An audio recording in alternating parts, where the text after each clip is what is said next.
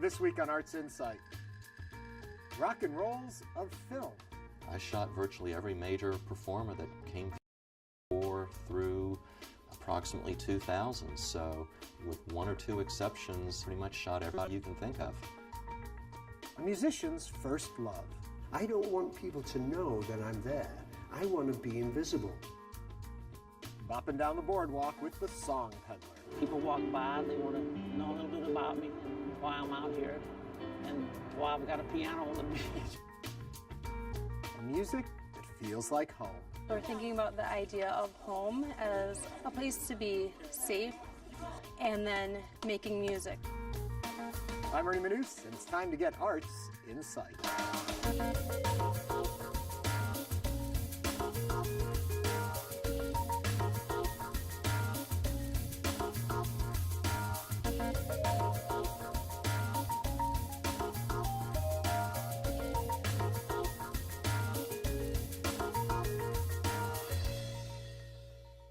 Welcome to Arts Insight, where today we're picking and strumming at Fuller's Guitars on the North Loop. In just a few minutes, we'll check out their extensive collection of guitars. But first, if a concert happened in Houston from the 70s through the early 2000s, Bruce Kessler was probably there, camera in tow. From Springsteen to the Stones, Dylan to Dire Straits, and everyone in between, Bruce shot them all. And now he's sharing his work with the Bayou City and beyond.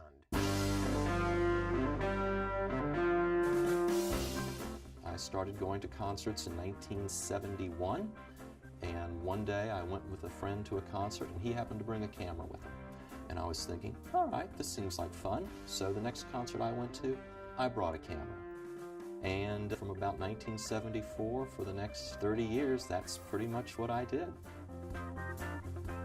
Hi, I'm Bruce Kessler, and I am the curator and contributing photographer for RockinHouston.com, which is a 40-year collection, an online photo exhibition, if you will, of Houston concert history.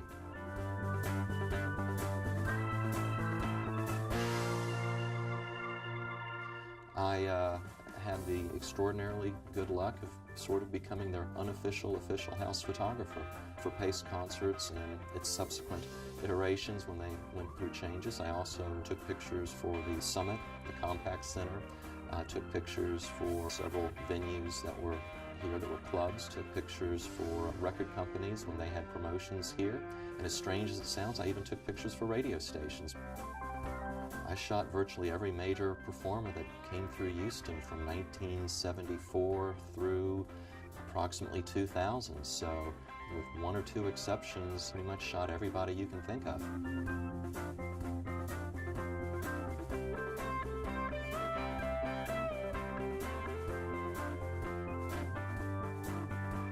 I shot Paul McCartney, both with Wings and on his own, George Harrison, David Bowie, U2, beginning with when they played a club on Westheimer called Cardi's, and there were 100 people there. I shot the Jacksons, Michael Jackson, Bob Dylan, anybody you can name that came through Houston, I took pictures of them.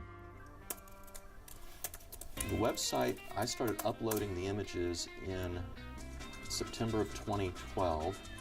I began converting all of my film to digital images. I would imagine it would have been in 2011.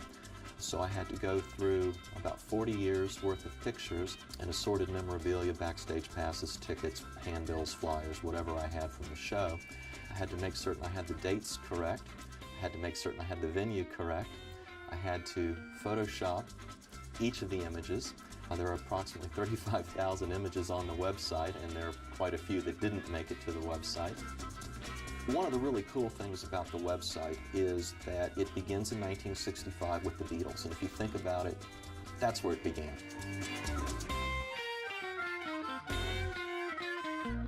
Most of the early pictures were taken by a friend of mine who passed away back in 2000. His name was Larry Lent. I started taking pictures in the early 70s, and so we have a bit of an overlap between his pictures and mine. There was another person who took pictures for a brief period of time. His name was Jim Townsend.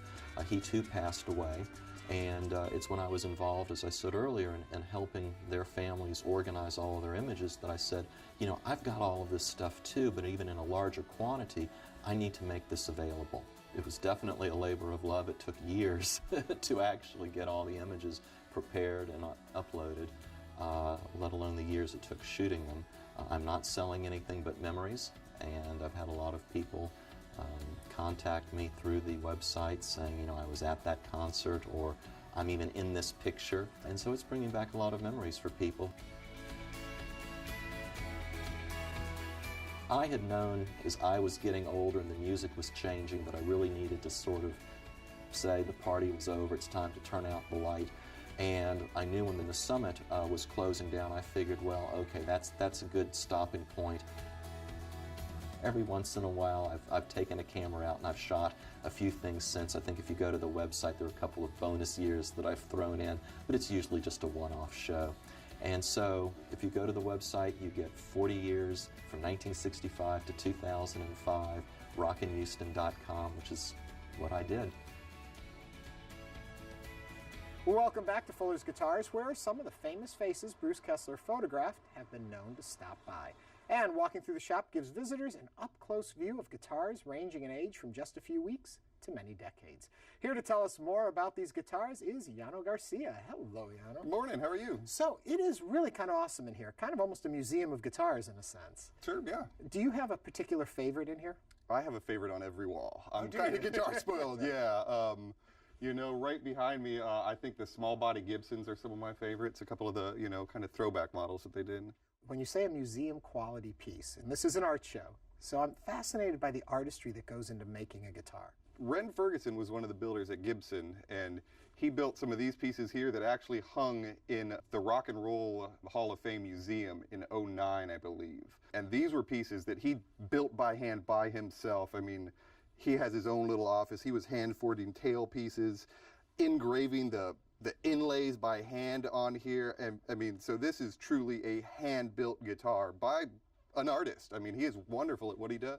What happens in today's guitar houses where they're building these guitars? Is an artist still playing a role in it, or has the brand kind of superseded and created a look that they just keep repeating? There are guys that are kind of redoing the guitar like that we've all known. Ren's I guess the guy that's been doing the traditional builds for a long time, and then you've got Taylor's guitars, Andy Powers, that has redesigned their 600 and 800 series and their jumbos and making the most modern, up-to-date guitar probably on the planet right now. If you had a choice of a type of guitar that you would suggest to someone for an artist piece, what would you go with? Oh, Lord. I would look at any of Gibson's museum pieces. Taylor makes some beautiful presentation series that are kind of just that. They're to show off because they look so good. Like I said, I could probably pick one from every manufacturer and show you some truly beautiful artwork done on those guitars. What do you find is the difference between different makers of guitars in this way that they sound? Everybody's got a unique kind of their own sound, something that they all do. Gibson's got that really warm kind of old guitar sound, and then you've got new makers like Taylor that have the most up-to-date kind of vibe for their guitars. Yeah. Talk a little bit about the design of the body that lends itself to those sounds. Okay.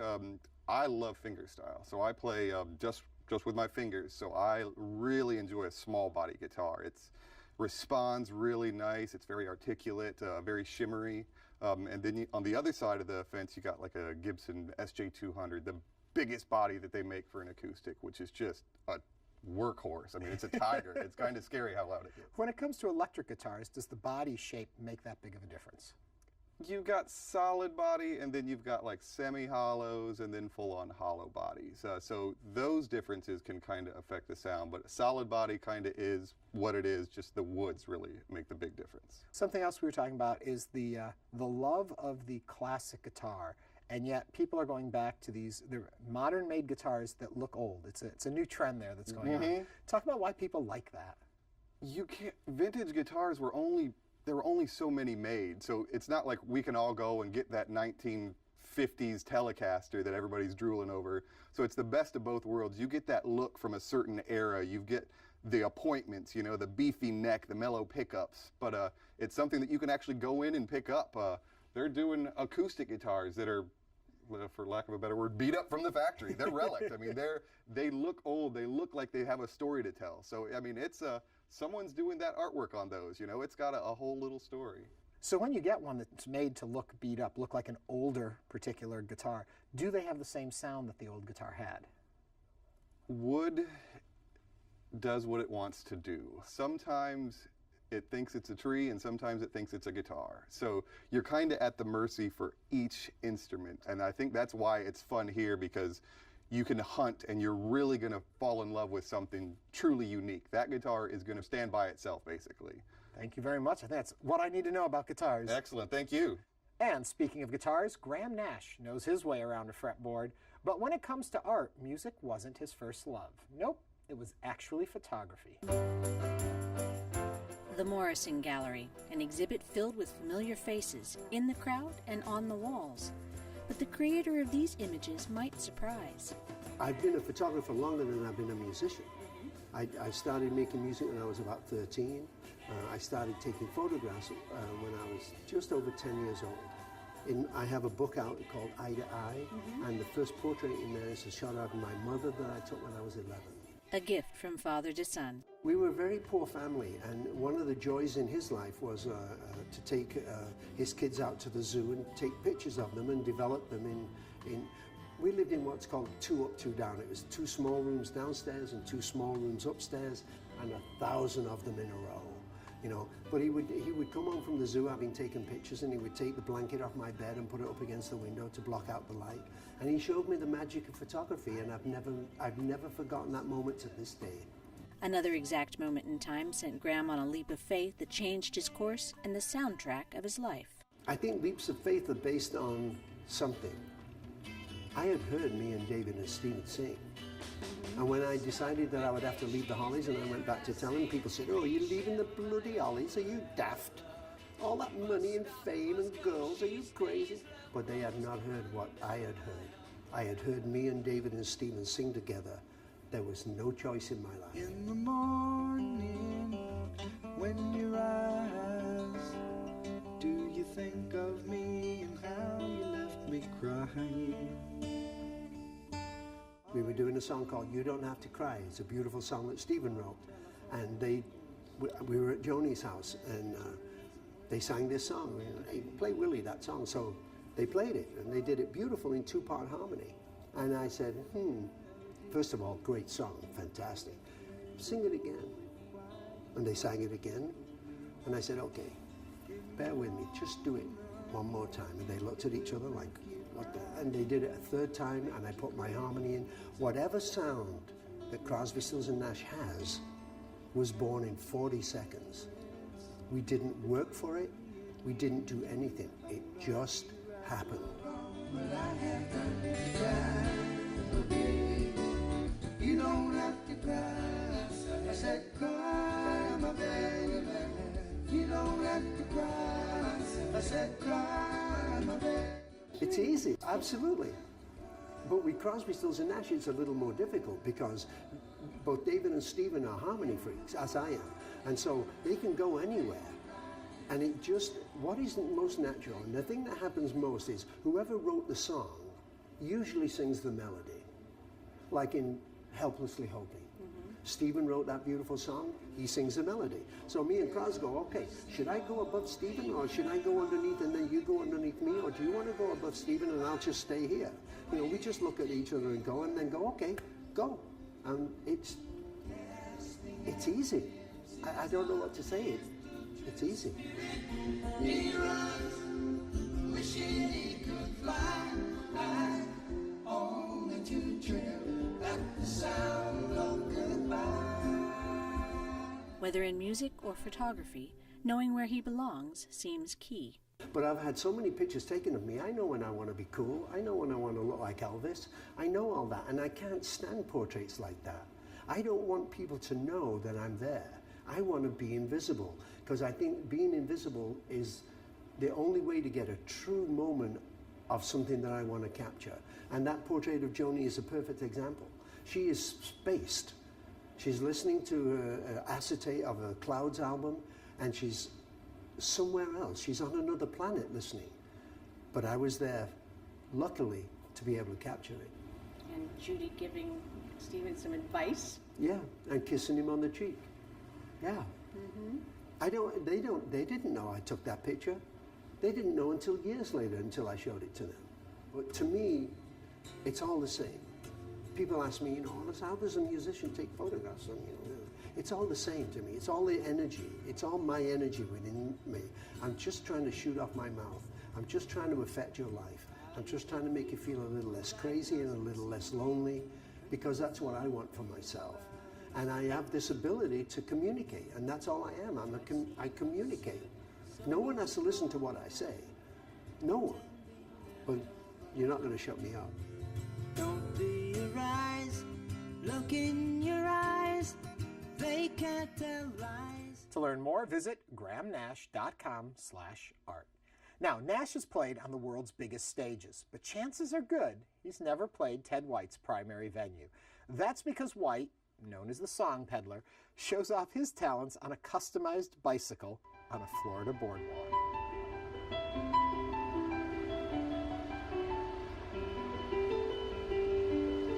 There's nothing like coming out here like this. It's just wonderful. The waves are crashing. It's just tranquil and peaceful.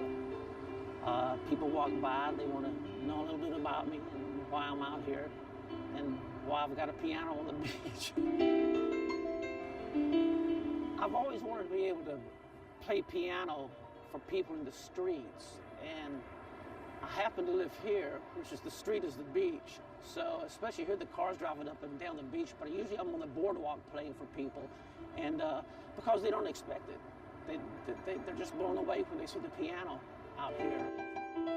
I used to work on cruise ships a lot, and one of the agents, or the agent that booked me out there, we were down in Key West about, God, it's 20 years ago just about, and we were watching all the different street entertainers and the buskers, and I said, I would love to be able to come out here and carry my piano and be able to play for these people, because I've never had a chance to do anything like that. He says, why don't you build a piano bar bicycle?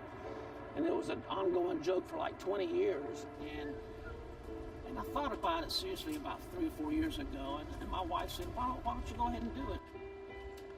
It's a basic setup. I have a mixing board that has my microphone and a quarter-inch jack for my iPhone for the MP4 files that I write.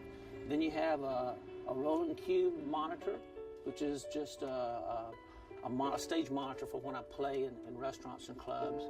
Have a converter that changes the DC power over to AC power. And you have a deep cycle marine battery here that I've probably put 100 charges on it and it's still good. The pedal for the keyboard is down here. And this is aluminum from shower stalls.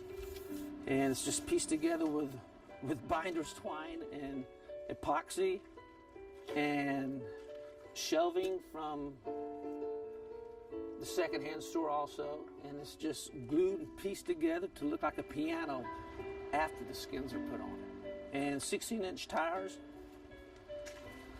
that I get from a tool company, and a beat-up Schwinn bicycle that I chopped off. That was my wife's. I cut off here, and you see how easily it handles. It's really easy to drive. It's not transportation though. Take me down. It's a contraption.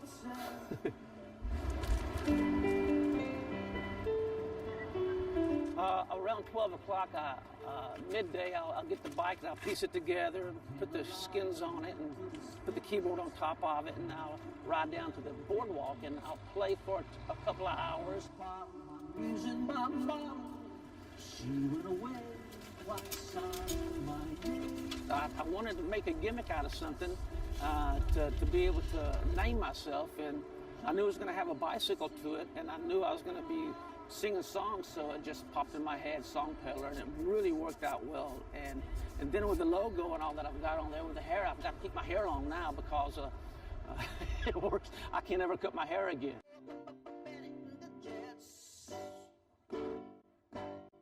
My favorite music to play is singer-songwriter, stuff like the Elton John and Billy Joel and Dan Fogelberg and Beatles and Jim Croce and Harry Chapin, singer-songwriter stuff from the 60s and 70s especially. I could sit out for about 2 or 3 hours and make about $100 of just tipping, and half of those tips come from people wanting a picture with me, so it's kind of like having a parrot on my shoulder or a monkey to go out and grab a tip.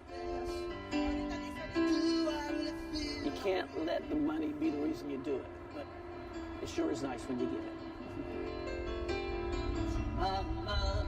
I've done nothing but play music all my life. I've done piano bars and been in bands, and I just can't imagine doing anything else, and I'm going to do it until I can't sing anymore. And I'm happy every day. It's just a wonderful life. I stand back and say, For more on Ted, go to facebook.com/TedWhiteMusic. And finally tonight we return to the stage, this time in Milwaukee, where musicians of all ages and skills recently used their talents to define the concept of home and shelter. To tell people who are not musicians that they're going to write a piece from scratch takes a lot of convincing. And this is the first time anyone's hearing, any of these pieces done in this way. Just having stuff like that happen in Milwaukee or anywhere is great.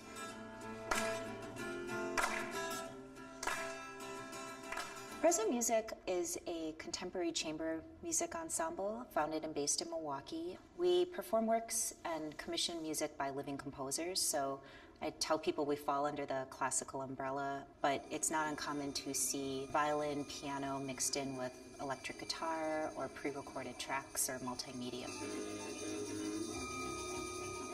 Our season finale Home Place concert is about the concepts of home and place and shelter and what that means to us. We have a creation project education program where we pair local composers with students in Milwaukee, and they have the opportunity to write and perform original music over a course of a few weeks to a few months.